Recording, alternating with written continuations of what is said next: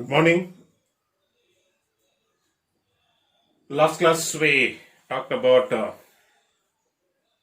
one of the small dynasty. We started talking, so that was the Chola dynasty. So previous class, so I had given introduction about the South Indian kingdom. That was about the Cholas. So previous class I had discussed about the political history of the Chola dynasty, who was the founder, and after the founder, the personalities ruled. But in that, Rajendra Chola and Raja Raja Chola, the two important, the famous kings. Okay, famous kings. So who had existed at the time of this Chola dynasty. So we talked about the two kings. Then straight away I had moved to the sources. So in that, one of the most important source, that is of Brihadeshwar temple. Okay, that is the one of the famous contributions, or one of the famous sources that which tells us that Chola dynasty had existed and there was a rule, and we had contributions of various the kings, especially in that Raja Raja first and Rajendra first. So two personalities contribution. So we had, we could see in that particular sources. So today's class, so we will go with the Chola administration. Okay, the last topic of the lesson, the Chola administration. So when many kings, when they started to rule the Chola dynasty, the system of administration was started to change from one person to, one king to another king. But when it comes to two important kings, that is Raja Raja first and Rajendra first, when these two kings, the Chola kings, when took up their kingship, or at the time of their kingship, the system of administration completely got changed. Okay, the system of administration was completely changed. Okay, that change of administration at the time of these two kings made the Chola administration as one of the systematic and well organized, so which helped the growth of this Chola dynasty. So let us see at the time of this Raja Raja first and Rajendra first, at the time of their rule, how the system of administration they had started. So you can see it here in the four situations. One is the way the king was and the role of king. The second one was the revenue system, revenue administration. Then military system or administration. Then the local administration. By seeing this system of administration, so you will come to know the way the Chola administration system was under the control of these two kings. First, let us talk about the king, the role of king. What was the position of a king? So if you see the position of a king, it is being said that the system of administration was highly organized and efficient. Okay, the role of, first and foremost, the role of king was, the administration was given a first preference and first importance to organize and to be efficient. Okay, when an administration system is organized well, when it is planned well, that when they execute the the administration, system of administration, it will have an efficient, it will have a proper systematic rule. So that role was played by a king. The king was having such a responsibility. Okay, the king had a responsibility of having a system of administration with highly organized and well executed, which should be an efficient to the people. Okay, such system of administration the king had to taken up, or they have to plan it. The second one was emperor. Here emperor means king. Okay, emperor means king. The emperor was the epic center of the state. Okay, to the complete Chola dynasty, the sole authority or monarchy was the emperor, the king. That is mean epic center of the state. Okay, king's decision and king's changes, king's plan is final, and no, voice should be raised against the words of emperor. Okay, that kind of rule, a king was given. Then verbal orders. Okay, verbal orders. A set of the rules or set of orders were drafted by the royal or private secretary. Royal private secretary means a person who belongs to the king's family. Such person was made as a person to draft some of the set of rules and regulation under the king. Okay, the king was assisted by one of the family, member, royal, that is king's family member, with the role of private secretary, who will be issuing some verbal orders to the development of an administration or set of rules for the administration. Okay, so these are the three main position or main role the king used to play.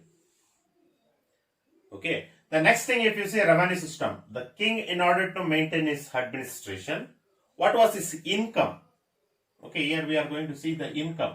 Okay, so what was the income for king to run up his administration?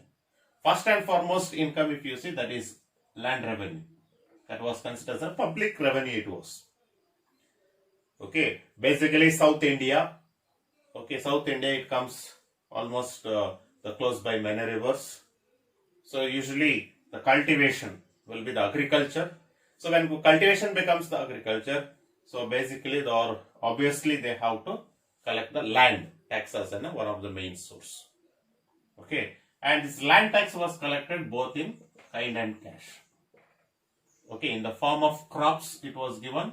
Kind is nothing but in the form of crops, in the form of money. Okay, kind and cash was given to a king. And next, other than this land revenue or other than the land source, if you see some of the incomes like the customs and tolls, trade. Okay, import and export. And taxes on the various professions the people practice. Now, suppose if a person is merchant, suppose if a person is trader. Okay, so like that, based on their profession, the tax were collected. And based on the mines, mining centers, and the forest. Okay, so these are the sources apart from land. So these were the sources which was giving an income to a king to run up the administration. Okay, that's the one aspect which we are having. The next third one, if you see, military administration or military system. Okay, when we always say when there is a kingdom, there should be a military administration. Without a military administration, no kingdom can exist or no kingdom can have a rule. So if you see, what was the system of military administration the Chola dynasty was having, it was consist of elephants. Okay, the soldiers of completely of the elephant, then cavalry and the infantry. Okay, these three types of soldiers, almost we can say. Okay, three types of soldiers. They were separately for the elephant warriors, war elephants, then cavalry and the infantry. Okay, then attention was given to the training because elephant soldiers has to be given training, separately cavalry, then the infantry. Their method of skills will differ from one person to another person. So training is required. Training and discipline of the soldiers should be must and should. Because they don't have only one group, like infantry means not a problem. But they are having three groups of soldiers. So that to the three groups of soldiers, training and discipline should be given. So that will be taken care by a king. Okay. Then the army was composed. Okay. The army was composed chiefly of Kaikolas. Okay, Kaikolas. Now we say a commander-in-chief. So like that, the army was placed under one strong man. So who will be given a title called Kaikolas. Is a title given to him. So under him, with the strong man, the army was placed chiefly. Okay, that's the one system of administration. We can have it here. Okay. Then if you see here, Kshatriya Shikhamani, that was the title given to a man for records of bravery. Okay, for the soldiers, for their bravery and for their skill. Okay, for their skill, the Chola kings used to give Kshatriya Shikhamani, one of the title which was given to, to that particular person, to the brave, for their bravery. So that makes such person to be especially identified in a society. Okay, that's the one aspect you can see. Then even exist of naval power. Okay, because Coromandel coast and Malabar coast in the south, that was under the control of Chola dynasty, and even Bay of Bengal also, for the purpose of the trade. For trade purpose, since they had control over, so even the naval power also they had it. Okay, so this is the military administrative system, so which we are having it for the Chola administration. Then the last one, if you see the fourth one, that is exist of local administration. Okay, local administration in the sense village administration. Okay, so when we see the village administration, so the village administration was autonomous and self-sufficient. Okay, so the village administration was autonomous.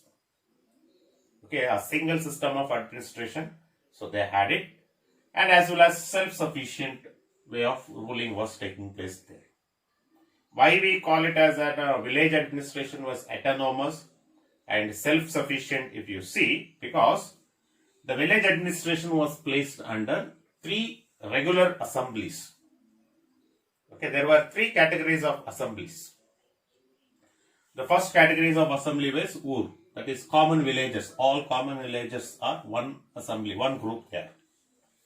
Second groups were called as Sabha. All Brahmins of the villages, they become one group and they create Sabha. Then merchants, that is Nagaram, it's a third group. Merchants and the traders, they form a separate assembly of them. So like this, local administration or a village administration of Cholas was placed under these 3 groups. Okay, so that is the reason it was autonomous and self-sufficient. Okay, monarch. But in these 3 groups, okay, the person who holds the important position was Sabha. That is the second group, the Brahmins of the villages. They are the people who have possessed rights over these 2 categories of people. What rights? Like community lands, collecting the taxes. Then private lands, okay, community lands like temples, all this particularly. Community land means like public property, like almost like temples. All this were placed under these people's control. Then the private lands, okay, a collection of revenue. Then making set of laws. All these 3 things were placed under these people. Then we may have a question. When they are having separate autonomous and self-sufficient set of rules and the regulation, well, there won't be an entry of a central government. That is, whether there will be entry of a kings, there will be entry of a kings. Okay, the king is responsible in the lower Chola dynasty at the time of Chola rules. They had responsible only external defense, only to protect the kingdom, maintain the internal peace. Okay, internal peace and prosperity of the people. But they never bothered about they never give importance to the village administration. So that is the reason the 3 groups were formed and they had separate autonomous and self-sufficient rule. Okay, so here if some problems or some conflicts arises or some clashes arises, the central government, there will be an interference of king. Central government in the sense interference of a king will be there. Other than that, if there is no any problem, the villages or local administration is dominated by the Sabha. Okay, so these are the 4 systems of administration or 4 systems of administration, so which we are having, in the Cholas administration. So that is about king, revenue system, military system and the local administration. Okay, So that's about the medieval India, that is the Cholas, and we are behind this particular Chola dynasty and contributions of Cholas. So that is not there for your syllabus. So since that is not there for your syllabus, for your syllabus only just sources and administration system, two concepts only we are having for this year syllabus. So next class we will move with the second lesson under this concept of medieval India. So that will be the Delhi Sultanate. Okay, so where we will be talking about the Delhi Sultanate.